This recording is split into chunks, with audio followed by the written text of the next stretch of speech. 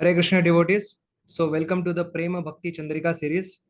So today we are going to discuss about the mercy of Guru or spiritual master and offering obeisances to spiritual master. This happens to be the very first verse of Prema Bhakti Candrika. So the verse goes like this. Om Adnyana Timirandhasya Jnananjana Shalakaya Chakshurun Militam Yena Tasmai Shri Gurave Namaha. So Srila Vishwanath Chakravarti Thakur, he gives a commentary to this verse and explains that Om Adnyana Timirandhasya. Om is invocation to uh, to the Supreme Personality of Godhead, and then we are offering our obeisances to Guru. That Guru who is doing what? With his kindness, with his grace, with his mercy, he is removing our ignorance. Om Adnyana Timirandasya. Adnyana Timirandasya. So he explains that Adnyana is ignorance, Timira is darkness. So either it is the disease of an eye or the surrounding darkness that makes us incapable of seeing the things as they are. So this kind of ignorance, which covers our identity, our own understanding of our own identity and the things around us, that is compared to ignorance. And this ignorance is explained in Chaitanya Charitamrita as follows. This darkness or ignorance is nothing but our desire for dharma, artha, kama, moksha. The desires for mundane religiosity, the desire for wealth, the desire for the sense gratification, or the desire for liberation. So all these are called as kapata or duplicitousness. So this duplicitousness itself is the ignorance, that itself is darkness. So some people can become blinded by even mundane religiosity. Even mundane religiosity binds and makes one blind. So example is Prachini Barhishad. So he was doing so many sacrifices to get Swarga and to get fame in this world. But Narad Muni very mercifully opened his eyes, telling him that these sacrifices you are doing involve a lot of ignorance, a lot of violence, and this is a sign of ignorance. So these animals whom you have sacrificed, they are waiting their turn to take the revenge. So this is how Prachini Bharishad understood that even the mundane religiosity is a kind of ignorance. So he was ignorant and he was blinded by religiosity, desire for religiosity, and his blindness was cured by his spiritual master Narad Muni. Somebody can become blinded by wealth, like for example Nalakuver and Manigriv, who were the two sons of Kubera, the treasurer of demigods, and they were not even aware that Narad Muni has come and they need to offer respect to him. They were just standing naked in front of Narad Muni shamelessly, and Narad Muni, like a very well-wishing friend or the spiritual master, he cursed them to take birth in Gokul as trees, Arjun trees, for thousands of years. And this is how their darkness or the ignorance caused due to the wealth or the blindness caused due to wealth is cured. Then somebody can become blinded by kama or sense gratification. Like Dhanurdas, the example is that Sripad Ramanujacharya was seeing that there was procession going on of Sri Ranganath, but there was one person who was just looking at the face of a woman and trying to serve her with umbrella in his hand and not paying any attention to Lord's procession. So Ramanujacharya thought, what is this? What is happening? Call him. So then he asked, this person happened to be Dhanurdas, and he said that, no, I am attached to this woman because her eyes are so beautiful.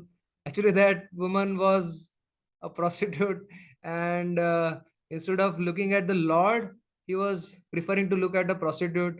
And so Ramanujacharya, he mentioned that, excuse me, but if I show you the eyes better than this, will you serve that person instead of this? So he said, yes, I will definitely do that. So Ramanujacharya took him to Ranganath, and he showed the very beautiful eyes of Lord Ranganath. And Dhanurdas, who was blinded by sense gratification, who was giving up Lord's procession to go after this woman, now he came to his senses, and his blindness was cured by his guru, Sripad Ramanujacharya. And finally, one can become blinded by moksha, desire for liberation. Because what is liberation after all? When one tries to enjoy his senses to their fullest capacity, but he fails and frustrated, he desires liberation. So it's nothing but another side of sense gratification. So there is an example of Sarvabhauma Bhattacharya in Chaitanya Charitamrita, where he had the desire for liberation. So his understanding of scriptures was tinged with this desire for liberation, and we can say he was blinded by this desire. But when Chaitanya Mahaprabhu, he explained the correct meaning of Vedanta, then Sarvabhauma Bhattacharya becomes such a good devotee, such a great devotee, that whenever a term mukti would come in scriptures, he would just replace it by bhakti. Mukti padesa daya bhag, he would say bhakti padesa daya bhag. So that is how his disease was also countered by the grace of Jagat Guru, who is Sri Chaitanya Mahaprabhu himself directly. So this is how dharma, artha, kama, moksha, all these desires, because basically uh, these desires are separatist desires. The only desire of a devotee or any soul for that matter should be to love and serve the Supreme Personality of Godhead Krishna, and any desire apart from that, because the nature of soul is Jivera Swarup Krishnera Nityadas. So Vishwanath Thakur writes, Krishnasya Nityadasasya tad dasatvam vina swasukhartam sarvameva kaitavam. So he said that apart from pleasing Krishna, any desire other than pleasing Krishna is a duplicitous desire. It's not a natural desire. It's a very conditioned state that makes us blinded towards truth. And Guru is the one who opens our eyes with the knowledge, the Sambandha Gyan. So what is that knowledge? So it is compared to Anjana and Shalaka. Anjana is the ointment that can treat our eyes. Shalaka is the flash of light which can remove the darkness, which is the surrounding darkness, which is causing us to become blinded to the truth. And what is the truth that Guru reveals? Ishvara Parama Krishna Satchidananda Vigraha. Krishna is the Supreme Personality of Godhead. He is the cause of all causes. And Krishnastu Bhagavan Swayam. He is the original source of all incarnations. He is Sakshat Bhagavan. And this knowledge uh, opens our eyes to reality. What is that reality? That I am Krishna's servant and everything around me is Krishna's energy. I am Krishna's energy. All I see is also Krishna's energy, and Krishna's energy must be used in Krishna's service. Krishna is the ultimate master of everything. So therefore, nothing belongs for my sense gratification, but everything belongs for Krishna, belongs to Krishna and meant for Krishna's happiness.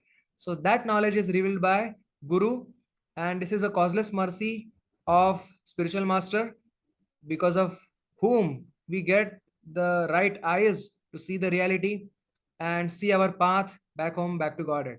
So therefore, we pay our respectful obeisances unto the lotus feet of the spiritual master. So Tasmai Shri Gurave Namaha. Chakshu Runmilitam Yena. He has given us the eyes. The Shastra Chakshu, the Prema Chakshu, both are given by the Guru or the spiritual master. So we offer our obeisances to him. Tasmai Shri Gurave Namaha. So this is the first verse of Prema Bhakti Candrika, and which offers humble obeisances at the lotus feet of Guru. Because of his mercy only, we can come out of darkness and see the light, see the reality as explained by scriptures, as explained by Krishna through the transparent via medium of the spiritual master. Hare Krishna.